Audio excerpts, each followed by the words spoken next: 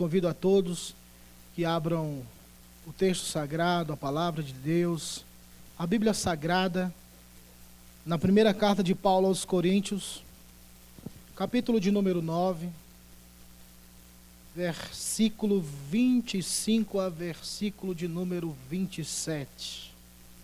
E convido a todos que fiquem de pé para lermos a palavra do Senhor. Primeira carta de Paulo aos Coríntios, capítulo de número 9, verso de número 25 a verso de número 27.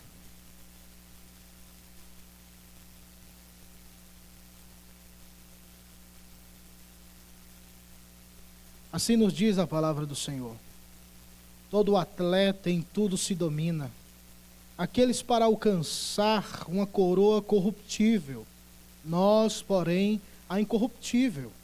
Assim corro também eu, não sem meta, assim luto, não como desferindo golpes no ar, mas esmurro o meu corpo e o reduzo à escravidão, para que, tendo pregado a outros, não venha eu mesmo a ser desqualificado.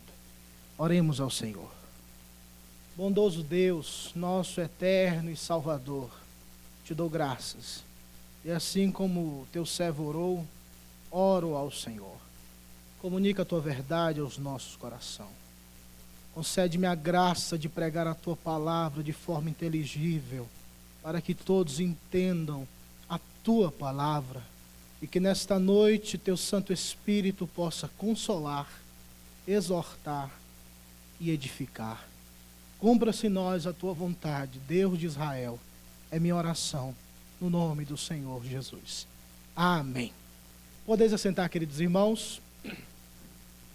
Amados irmãos, quando lemos a Bíblia Sagrada, propriamente o texto de Atos dos Apóstolos, nós percebemos o desenvolvimento e a ação do Espírito Santo na vida de Saulo de Tarso, homem escolhido por Deus para pregar a palavra de Deus no meio dos gentios.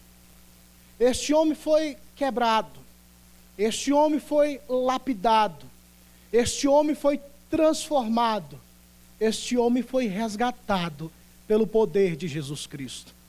E o livro de Atos apresenta-nos o desenvolvimento desta chamada e do ministério do apóstolo Paulo. Lá pelo capítulo de número 18, em Atos dos Apóstolos, percebemos o início da pregação do evangelho na cidade de Corinto. Paulo é convocado a pregar a palavra de Deus em Corinto, uma cidade difícil, idólatra, e verdadeiramente houve um trabalho árduo do apóstolo Paulo na cidade de Corinto, ao ponto de Paulo desanimar. E o próprio Senhor Jesus Cristo, em uma visão, apresenta-se a Paulo e diz: Paulo, não temas, porque eu sou contigo. Não pares de pregar, porque eu tenho muita gente nesta cidade. E Paulo dedicou a sua vida, juntamente com outros irmãos, na pregação do Evangelho. E ali foi instituída a igreja do Senhor na cidade de Corinto. Logo em seguida, Paulo envia uma carta, tirando as dúvidas e respondendo alguns questionamentos dos amados irmãos de Corinto. E por incrível que pareça, Paulo, no capítulo de número 9, fala aos filhos da fé, aqueles que o próprio Paulo gerou em Cristo Jesus. Paulo agora defende a sua autoridade apostólica. Por quê? Porque os de Corinto duvidavam da autoridade do apóstolo Paulo. Questionavam se Paulo verdadeiramente era apóstolo. Questionavam se verdadeiramente Paulo foi vocacionado por Deus. E é nesta carta que Paulo apresenta a sua argumentação, que chancela sua vocação e o seu chamado realizado pelo próprio Deus. É nesse capítulo que Paulo diz: olha, eu me fiz de tudo por todos. Eu me fiz de judeu para ganhar os judeus. Eu me fiz de gentil para ganhar os gentios. Eu me fiz como aqueles que não estão debaixo da lei, mas estando debaixo da lei de Cristo. Fiz de tudo para ganhar todos, para pregar o Evangelho. Porque disse o apóstolo Paulo: não tenho a minha vida por preciosa, conquanto que cumpra com alegria o ministério que recebi do Senhor. E Paulo faz uma analogia aos de Corinto sobre o atleta, a disposição, demonstrando assim a sua predisposição em servir, em apresentar a sua vida por esta causa. E é interessante que esta parte não foge do nosso contexto, porque conhecemos o esporte em diversas áreas. E Paulo chama a consciência dos de Corinto, que eram conhecedores dos esportes, pela região, pelas Olimpíadas, pela prática esportiva que era realizada naquela época. E Paulo chama a consciência dos de Corinto sobre este desprendimento, sobre este atleta, sobre o que ele é capaz de fazer para ter um momento de glória, onde ele chega para obter uma coroa efêmera, passageira, transitória. E o que o atleta faz, como ele se submete a alcançar aquilo pelo qual ele luta. E no final de tudo, disse Paulo, no versículo de número 27, o limite do cristão para obter benefícios para a sua vida espiritual. Paulo, nesta noite, orienta-nos sobre o atleta cristão. Meus irmãos, você sabia que você tem uma musculatura espiritual? E estes músculos espirituais precisam ser exercitados. Nós temos uma vida espiritual a desenvolvê-la. E é necessário recebermos as vitaminas essenciais para o crescimento espiritual. E Paulo, nesta noite, orienta os irmãos de Corinto e a nós sobre o atleta cristão. E o que é que o atleta cristão faz? Em primeiro de tudo, versículo de número 25, Paulo diz que todo atleta em tudo se domina, aqueles para participar, para alcançar uma coroa corruptível, nós, porém, a incorruptível. O atleta cristão, ele prioriza o que é de sobremodo excelente. Paulo chama a atenção dos irmãos de Corinto sobre essa busca, sobre esta ênfase do exercício corporal, e ele dizendo que todo atleta tudo se domina, querendo alcançar algo que é uma coroa corruptível. Mas o desenvolvimento da vida do apóstolo Paulo, e ele exemplifica isso, não foi para buscar uma coroa corruptível, mas verdadeiramente uma coroa incorruptível. Então todo atleta cristão, ele prioriza o que é de sobremodo excelente. Nós como crentes, nós temos que ter essa percepção. Por quê? Porque somos nascidos de novo. Ou será que o Espírito Santo não transformou a minha vida, a sua vida? Anteriormente olhávamos para baixo, porque o pecado praticado por Adão e o nosso próprio pecado escraviza a nossa vida e nos inclina às coisas deste mundo. Quando fomos criados em Adão, Deus fez o homem para que ele tivesse comunhão com Deus, relacionasse com o próprio Deus, tendo um momento de íntima comunhão. Mas o pecado desvirtuou, o pecado aniquilou, e o homem que outrora olhava para os céus, agora, por causa do pecado, ele olha para baixo, para as coisas deste mundo, para as coisas desta terra. É por isso que a Bíblia afirma que todos pecaram e destituídos, tirados, ou seja, não existe mais vida, não existe mais inclinação espiritual, não existe mais esta inclinação para com as coisas de Deus, porque o pecado aniquilou tudo isso. A palavra antropos, que é a palavra grega, que expressa a palavra homem, antropologia, antropos, o radical desta palavra, tem uma conotação que diz aquele que olha para cima.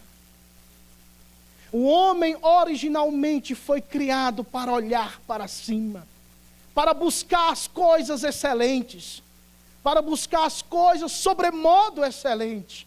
Mas o pecado desvirtuou isso.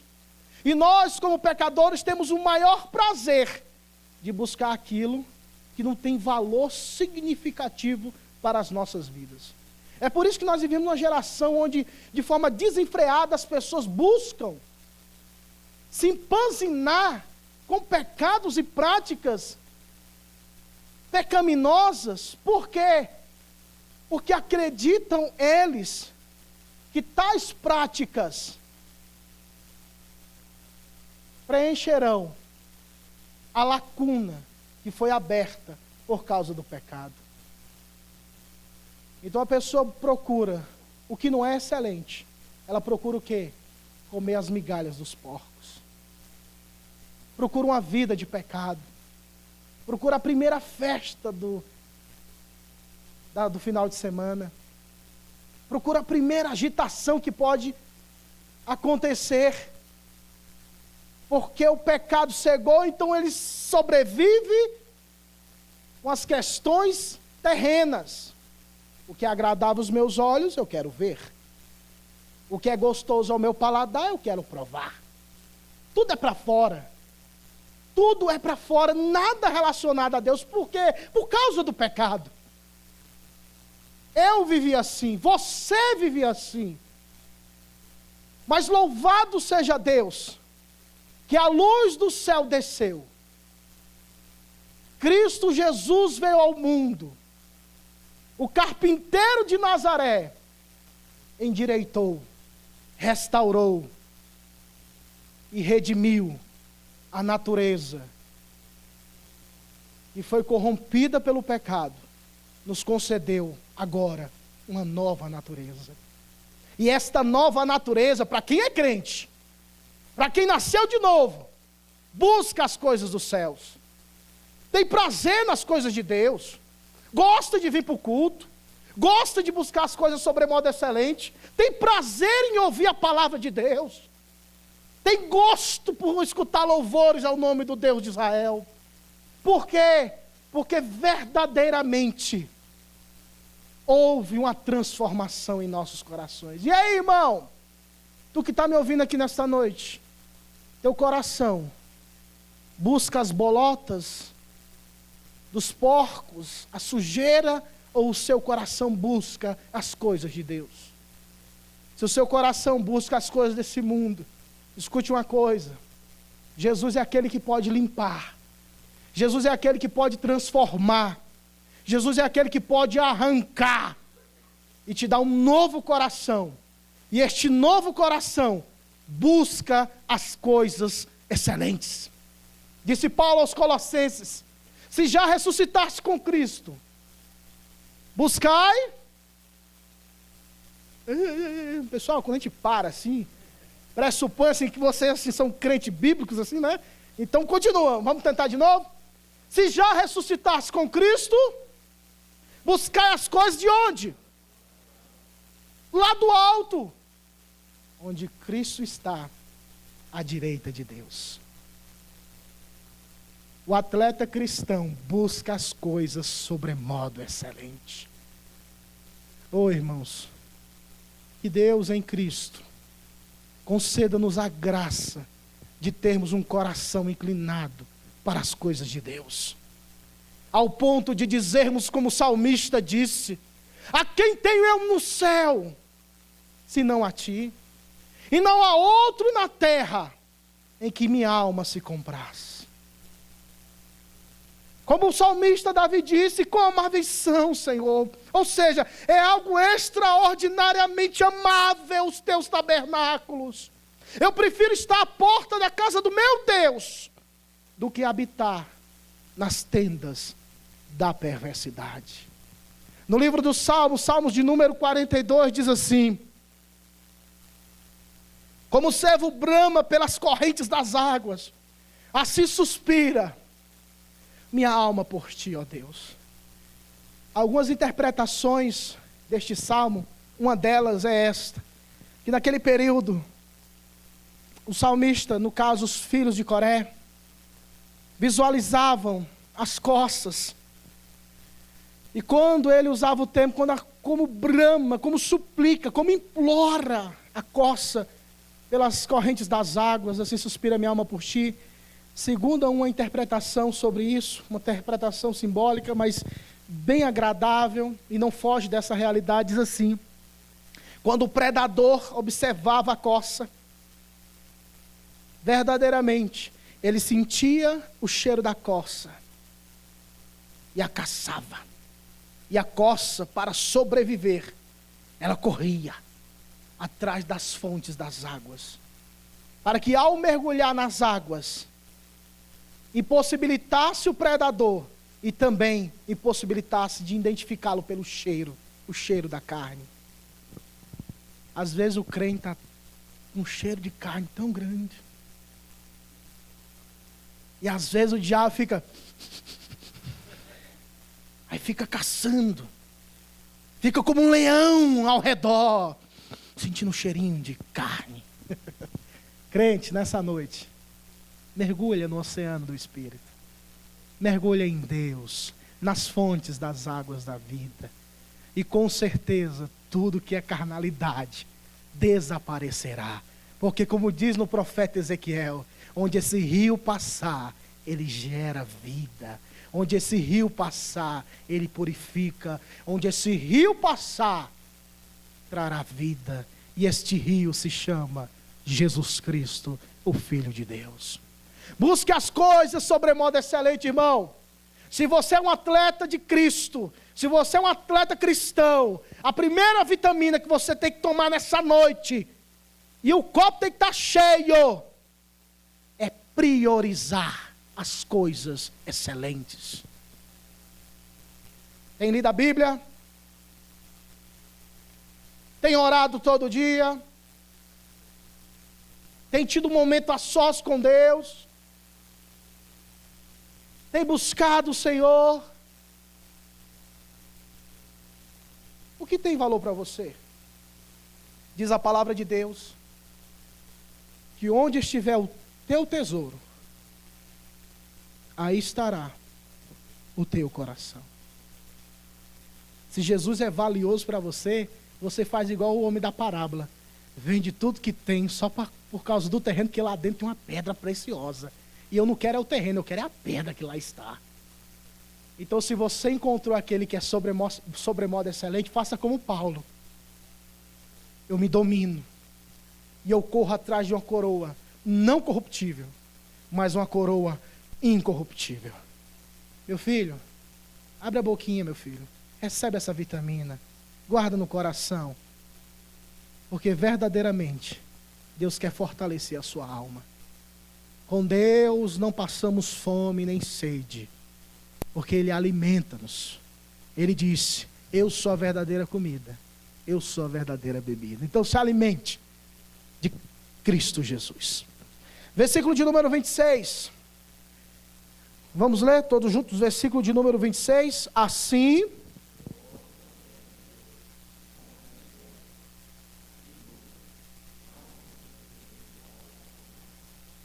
O atleta cristão, o atleta de Cristo, ele prioriza o que é sobremodo excelente. Mas também, o atleta cristão, ele é identificado pela meta, pelo objetivo que ele tem, pelo foco. Paulo apresenta, e dizendo aqui, que ele tinha uma meta, um foco ao alcançar, dizendo que ele não ficava lutando ao ar, sem objetividade. Ele sabia o que queria fazer, onde queria chegar. E é complicado, né, irmãos? Quando você encontra uma pessoa, um cristão, que não sabe onde é que é chegar, às vezes você vai para onde? Não sei, estou esperando um ônibus aqui, não sei para onde é que eu vou. É complicado, não é verdade? Eu estou estudando, não sei o que eu quero, não sei ainda o que eu quero, não sei se eu faço esse curso, não sei se eu compro essa roupa, eu não sei, eu estou passeando aqui no shopping. Opa, que risada, hein? Estou passeando, não tem meta, não tem objetivo. Isso que é bom andar com homem em shopping, né? O homem já tem o que quer, né? Aquela ali, pronto, vamos embora. Precisamos ter meta na vida cristã. E cristianismo, meus amados irmãos, não existe dois caminhos, não existe dois focos, não existe duas estrelas, não existem outros meios e fins para a vida do crente. Só existe uma meta para a sua vida e a minha vida, sabe qual é? A glória de Deus. Paulo, quando disse aos irmãos de Corinto, ele estava falando, olha, eu fiz tudo isso para abençoar a vida de vocês. Eu me dominei para ser uma bênção na vida de vocês. Eu jejuei, eu orei, e agora minha meta para com a igreja de Corinto era abençoar. E qual é a tua meta, crente? Qual é o teu objetivo de vida espiritual? Eu não quero focar e nem tampouco abordar a sua vida na perspectiva, eu quero ser um advogado, um doutor, Deus te abençoe, mas eu quero enfatizar nessa noite sobre a vida espiritual. Você quer ser um pigmeu espiritual ou um gigante espiritual? Você quer ir no lugar sobremodo excelente, provar das delícias de Deus, ter comunhão com o Senhor, ou você quer ficar na beira da praia olhando o mar? O que você quer? O que você busca? Todo aquele que se entrega ao Senhor e está disposto verdadeiramente a mergulhar nas coisas, nos caminhos, na palavra de Deus, sempre é recompensado pelo Senhor. E Paulo disse que essa coroa é corruptível, que eles procuram, mas nós procuramos verdadeiramente aquilo que é incorruptível. Irmãos, nós precisamos novamente relembrar o que significa andarmos com Deus, termos comunhão com o Senhor, porque a partir do momento quando nos dedicamos a Deus, Deus faz maravilhas nas nossas vidas. Quem pede, recebe, repete, vai. Quem pede, quem busca, e quem bate, tu quer que abra sem bater, meu filho? Tu quer receber sem pedir? Tem como? Nós somos calvinistas. E nós precisamos entender que Deus predestinou começo, meio e fim. Com Deus não existe metade. Deus predestinou tudo. E até o meio pelo qual recebemos os benefícios de Deus através de graça comunicada aos nossos corações, é uma vida de devoção, uma vida de oração, leitura da palavra. Por isso é que nós precisamos entender e praticar essa verdade em nossos corações, para que assim vivamos os benefícios que estão descritos no texto sagrado, de ter esta contemplação íntima em nossos corações, arraigadas em Cristo Jesus. Disse Paulo aos irmãos em Éfeso, eu oro todo dia para que vocês sejam inundados pelo conhecimento de Jesus Cristo, para que vocês conheçam a altura, a profundidade, a largura, todo o comprimento do amor de Deus, o amor de Cristo que excede todo entendimento. Não podemos viver relatando experiências dos outros. Nós precisamos ter o nosso momento a sós com Deus. Nós precisamos, como dizia Agostinho de Hipona, ouvir o mestre interior falar aos nossos corações. Nós precisamos ter esta comunhão com o Santo Espírito de Deus, mas para isso é necessário ter foco, ter meta, ter objetivo. Daniel disse, olha, eu vou orar até Deus me responder. Aí a pessoa fala assim, não, Daniel orou 21 dias, então vamos fazer a campanha de 21 dias da oração de Daniel. Não foi isso não, meu santo. Foi porque Deus respondeu no 21º dia. Foi por isso. Se Deus só respondesse lá no 30º dia, ele continuaria orando. Daniel não estabeleceu, vou orar tanto dia para Deus me responder. É isso que enfraquece. Vamos aqui fazer uma campanha de 7 sexta-feira pela causa do milagre. Aí quando acaba, porque acaba até de orar, não ora mais. Nos primeiros passos da vida cristã, eu cheguei para um pastor em Fortaleza. Eu disse, pastor, o senhor me autoriza, juntamente com alguns irmãos, começarmos uma vigília a noite toda, de sexta para sábado, durante 7 sexta-feiras. Aí ele está autorizado, meu filho. Eu disse, amém, pastor. Aí ele falou, mas vem cá, Mas depois da sétima sexta-feira, você vai parar de orar? E aquilo mexeu comigo. Isso não é que é verdade? Nós somos, infelizmente, nós queremos assim, o nosso assunto com Jesus é rápido, né? Nosso assunto com o Senhor Jesus é muito rápido, né? O Senhor é assim e tal. Nós precisamos entender, irmãos, o valor do jardim de oração. O valor que tem estar na presença do Senhor. O valor que tem estar na casa do Senhor, juntamente com os irmãos, orando e louvando a Deus. Tem gente que se estressa, meu Deus do céu, já é a terceira vez que o pastor acaba 9 horas o culto, meu Deus. Meu Deus do céu, temos que resolver esse negócio, porque está tarde, olha, já é 8h20, pastor Jefferson, então vai logo nesse negócio. Está vendo? Irmãos, olha para mim aqui, olha para mim, faça uma forcinha, olha para mim. Irmãos, como igreja, nós nos encontramos raramente durante a semana, não é verdade? E quando temos um dia para reunirmos-nos como igreja, como irmãos, como família de Deus, nós somos tão rápidos, né? Queremos tudo assim, delimitadamente. Não estou dizendo que devemos, e nem tampouco fazendo apologia à desordem, não. Mas o que eu estou querendo dizer é que nós temos tão pouco tempo juntos como igreja, e nesse momento o crente é fortalecido. Quando você está entre os irmãos, existe uma comunicação de graça, de forma espiritual, que às vezes num abraço você fortalece o irmão. Num olhar você fortalece o irmão, você comunica graça. Mas fora deste corpo, estamos à mercê das tentações e das aflições da vida. O irmão David, que pregava para mim, ele disse algo interessante no caminho, nos primeiros passos. Ele sempre me orientou em algumas coisas. Ele disse, irmão Jefferson, nunca esqueça daquilo que eu vou lhe dizer agora. Aconteça o que acontecer, venha o que vier, se levante o que se levantar, mas nunca deixe de estar na casa de Deus, ouvindo a palavra. Meu filho, o domingo pode ter sido trágico, mas não deixe de vir para a igreja, não. Qual é o teu foco? Qual é a tua meta? Qual é o teu objetivo final? Se é Cristo, a quem tu diz que amas, então priorize o Senhor. Você diz que quer morar no céu, mas quer 2 horas com Jesus durante a semana, meu filho, não dá.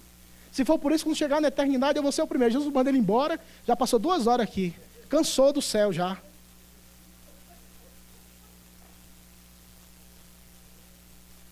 Irmãos, é assim. Nós precisamos nos acostumar com essa realidade. Ou você não quer morar no céu? Você quer ir para o céu? Então o céu, verdadeiramente, é a perspectiva eterna de relacionamento com Jesus Cristo. Então nós precisamos inflamar esse fogo pelo Senhor Jesus. Termos prazer na palavra do Senhor, amarmos o Senhor, desejarmos o Senhor, buscarmos o Senhor e verdadeiramente nos alimentarmos do Senhor, para que assim, como atletas de Cristo, verdadeiramente possamos ter meta e foco. Que nesta noite o Senhor Jesus seja a maior razão de você estar aqui. Que o Senhor Jesus Cristo seja o maior amor da sua vida. Que o Senhor Jesus Cristo seja o motivo real de você acordar toda manhã. E seja a paz que aquieta o teu coração toda noite. Que o Senhor Jesus Cristo seja o Senhor da tua vida, da minha vida, das nossas vidas. Porque servir ao Senhor Jesus é bom demais. Versículo de número 27, caminhamos para o fim. Convido a igreja para que leiamos o versículo de número 27 desta carta. Vamos lá? Mas esmurro.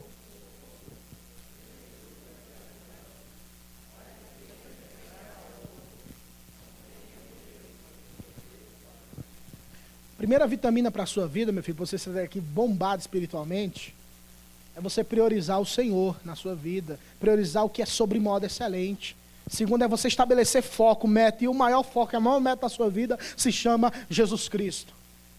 E finalizando, Paulo orienta-nos que o atleta cristão, o atleta de Cristo, ele renuncia a si mesmo. Perceba o que Paulo diz no versículo de número 27. Mas esmurro o meu corpo e o reduzo à escravidão. Paulo aqui jamais está chancelando o alto flagelo. O que Paulo está exemplificando aqui é que como um atleta tem as suas formas de obter, de alcançar a perfeição para, no momento da prática do esporte, ele alcançar o seu limite, ser campeão, Paulo na vida espiritual também tem as ferramentas a serem utilizadas para o desenvolvimento e o crescimento da vida cristã. A expressão esmurro meu corpo é usada de uma forma, de uma figura de linguagem, para demonstrar que ele desafia, que ele apresenta o seu corpo cada dia à escravidão. Escravidão à pessoa de Jesus Cristo.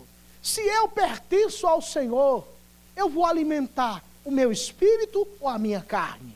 Se eu pertenço ao Senhor, o meu alimento é o que o diabo oferece ou o que o Senhor oferece? Se verdadeiramente eu pertenço ao Senhor, a minha vida, o meu coração, o meu corpo serão instrumentos nas mãos do Senhor. Paulo disse em Romanos capítulo 5, olha, como vocês antigamente apresentavam os vossos corpos para o pecado, agora apresentem a Deus como sacrifício, como instrumentos de justiça. Porque o pecado não terá mais domínio sobre vós, porque não estáis mais debaixo da lei, mas debaixo da graça. Então Paulo utiliza várias ferramentas para que este escravizar, este esmurrar, simbolize a aniquilação da força e da inclinação da carne. Paulo em Colossenses, ele diz assim, despojai-vos do velho homem, fazei, pois, morrer a vossa natureza. E como é que eu mato esse negócio, irmão? Como é que eu crucifico a carne? Como é que eu vou vencer a força do pecado?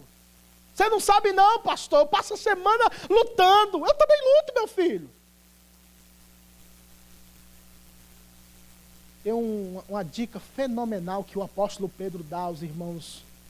Diz assim, antes de tudo, santificai a Cristo em vosso coração. O caminho para viver uma vida de renúncia, ou renunciar a si mesmo, para desenvolver essa carreira, é necessário, primeiro de tudo, santificar a Cristo nos nossos corações. Porque se Ele for o Senhor do meu coração, Ele vai dominar o meu corpo. Não tem como inverter a ordem, não. Assim, meu filho, faça isso, isso, e se Cristo não for o Senhor do seu coração, você pode até cumprir o que o pastor está pedindo. Mas na hora que der as costas, o segredo é santificar a Cristo em nossos corações. E santificando Cristo em nossos corações, verdadeiramente nós viveremos para a glória de Deus. Não alimentaremos a carne, mas alimentaremos o Espírito.